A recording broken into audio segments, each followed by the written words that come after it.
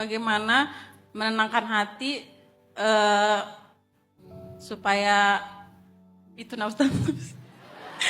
Supaya apa? Sabar dulu. Bertemu sama orang yang suka zolimin kita. Oh, Silaturahim itu bukan ketemuan. Kalau silaturahim itu ketemuan, maka Nabi memutuskan silaturahim ketika Nabi nggak mau ketemu dengan Wahsy yang membunuh paman beliau. Kan pernah Wahsy udah masuk Islam, terus Nabi bilang, Wahsy jika kamu bisa menghindar dari aku, hindarilah. Kenapa setiap kali ngelihat wajah Wahsy, Nabi teringat dengan Hamzah? Apakah Nabi memutuskan silaturahim? Enggak. Jadi yang namanya silaturahim itu bukan hanya ketemuan. Silah itu artinya hubungan, sedangkan rahim itu artinya kasih sayang. Artinya hubungan kasih sayang ini masih mau berkasih sayang. Contoh berkasih sayangnya apa? Kalau misalnya keluarganya Mbak Desi ini yang tadi menyakiti Mbak Desi suatu saat, nauzubillah, lagi kesusahan, Mbak Desi tahu itu dari siapa misalnya, Mbak Desi masih mau menolong dia walaupun gak ketemu dengan dia. Ngirim duit kek, atau ngirim barang kek, atau misalnya nolong dengan cara apa kek. Kalau misalnya, sebutlah misalnya gini, saya kenal beberapa dokter di rumah sakit. Pas ada salah satu teman saya sakit, padahal dia udah pernah nyakitin saya, maka saya bantu dia bukan dengan ketemu dia. Saya kasih tahu ke dokternya, itu teman saya gitu. Akhirnya diperlakukan baik sama dokternya, diprioritaskan, itu nolong kan namanya kan. Gak harus selalu ngasih materi atau apa gitu. Nah Kak Desi itu mau nolong aja dengan cara yang terserah yang mana yang mampu, itu berarti udah menyambung silaturahim walaupun gak harus ketemu. Kenapa saya bilang gak harus ketemu? Karena ketemu di sini mudaratnya lebih banyak daripada manfaatnya. Dan dalam situasi-situasi yang kayak gini, orangnya masih toksik, Allah bilang wahjurhum hajran jamila, tinggalkan mereka baik-baik. Arti tinggalkan, menjauhlah dari mereka baik-baik. Karena kalau kita dekat dengan mereka, ketemu dengan mereka, justru akan saling menzolimi atau akan nambah dosa. Maka Kak Desi nggak usah khawatir kalau misalnya belum siap ketemu, jangan dipaksain. Beresin dulu lukanya sampai sembuh.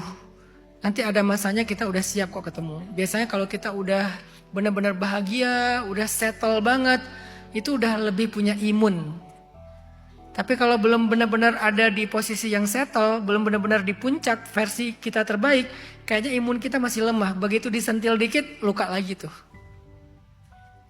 Saya pernah ngalamin itu karena dulu waktu kecil pernah juga diremehkan sama beberapa keluarga besar di Aceh. Tapi ketika sekarang misalnya saya udah ngalamin hidup saya udah baik, udah settle, saya ngerasa udah sukses, saya pulang ke Aceh, ketemu orang itu, udah imun. Begitu dia merendahkan saya nggak merasa direndahkan lagi. Kenapa? Karena yang dia katakan itu jelas-jelas salah gitu. Jadi kita nggak merasa terganggu dengan omongan dia. Nah, tunggu sampai kita punya imun, disitulah kita siap untuk ketemu. Sementara ini yang penting jangan memutuskan hubungan kasih sayang atau silaturahim. Saya ditinggalkan oleh sahabat. Jadi beliau itu sakit sudah bertahun-tahun. Tapi beliau tidak pernah jujur kepada teman-teman dengan alasan tidak mau merepotkan siapapun. Dan pertanyaan saya Ustadz, sampai saat ini ketika kita ingat kalau kita lagi bareng, pokoknya kalau kita lagi bersama-sama, itu kita selalu ingat sih kalau sebenarnya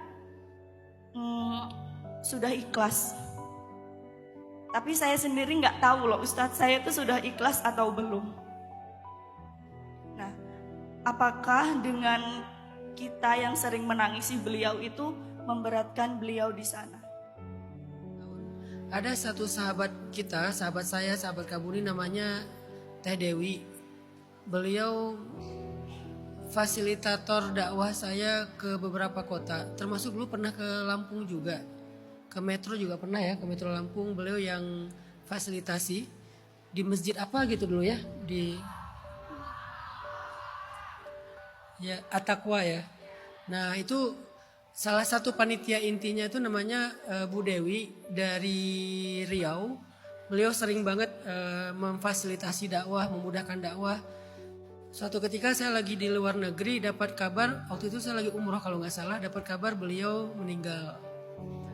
Disitulah saya ngerasa sampai sekarang saya kalau pergi dakwah ke beberapa kota yang kita pernah sama beliau ya, jadi kayak mengenang gitu, jadi kayak sedih. Tapi apa yang bisa saya lakukan ketika saya ingat beliau? Saya kirim doa, saya kirim Al-Fatihah. Gak ada yang lebih baik dan gak ada yang lebih beliau harapkan daripada itu, teman-teman. Jadi mungkin menangis adalah ekspresi subjektif kita. Karena kita punya perasaan sayang sama teman kita, sahabat kita. Tapi kalau kita mau berpikir, kira-kira aku bisa ngasih hadiah yang menyenangkan apa ya buat dia? Doa. Al-Fatihah. Amal-amal soleh niatkan juga buat beliau. Jadi ketika saya berdakwah keluar kota, saya niatkan, teh semoga pahalanya ngalir juga buat teteh. Yang dulu udah sering banget bantu saya dalam dakwah, bahkan di dakwah-dakwah yang sulit. Yang dulu saya mungkin pernah mengalami penolakan-penolakan di beberapa kota, beliau yang fasilitasi dan beliau berjuang di situ. Sampai kita pernah masuk ke kebun jagung atau apa segala macam, saya dipisahin mobilnya masuk. Pokoknya perjuangan dakwah yang luar biasa tuh pernah ngalamin lah sama beliau ke pelosok-pelosok, ke kota-kota yang kecil gitu, sampai perjalanannya 12 jam. 24 jam ya bolak-balik ya ke kota yang agak jauh gitu. Sehingga cara saya berterima kasih kepada beliau itu adalah mengirimkan Al-Fatihah dan doa. Jadi Kak Nafia, setiap kali Kak Nafia ingat sahabat, doakan dia. Setiap kali ingat sahabat, bacakan Al-Fatihah untuknya. Dan mudah-mudahan itu menjadi kebaikan, hadiah dari Kak Nafia. Jadi Kak Nafia gak terputus dengan dia. Lalu bagaimana kalau misalnya saya masih nangis, saya masih ingat dengan dia, apakah itu menyulitkan dia? Itu tidak termasuk meratap. Yang dilarang dalam Islam itu meratapi. Dalam bahasa hadis disebut niyahah. Apa itu niyahah? Niyahah itu ngomong kayak gini. Coba kalau dia masih ada, mungkin saya nggak akan begini. Coba kalau dia nggak mati, mungkin saya masih begini. Kalau dia masih ada mungkin kita pasti akan seru. Nah, berandai-andai seolah-olah dia jangan mati dulu, itu adalah meratap namanya. Karena itu seolah-olah kita menolak ketentuan Allah. Tapi kalau kangen ya sama dia, dulu kita pernah gini ya sama dia, dulu kita pernah gitu ya sama dia, mengenang ya. Mengenang itu gak apa-apa.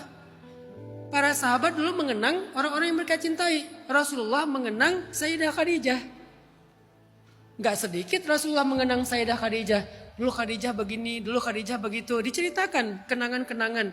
Kalau dalam sejarah para ulama disebut dengan manaqib. Dibacakan tuh sejarahnya seorang syekh apa, guru siapa, habib siapa. Itu namanya mengenang. Dan itu bukan niyah, itu bukan meratap. Meratap itu mengatakan kalau dia gak mati, kalau dia gak meninggal, kalau dia masih ada, pasti begini. Saya pasti bahagia, saya pasti kalau ayah masih hidup mungkin saya pasti akan disupport. Kalau ibu masih ada mungkin saya pasti akan dipeluk. Kalau suami saya ada mungkin saya nggak akan susah payah kayak gini. Kalau ada istri saya mungkin saya akan mudah mengurus anak. Kalau sama kayak hadis tadi mengatakan lau anni, seandainya. Jadi kalau Kak Nafia nggak terjebak di kata-kata seandainya, insya Allah itu bukan meratap dan nggak akan menyusahkan dia.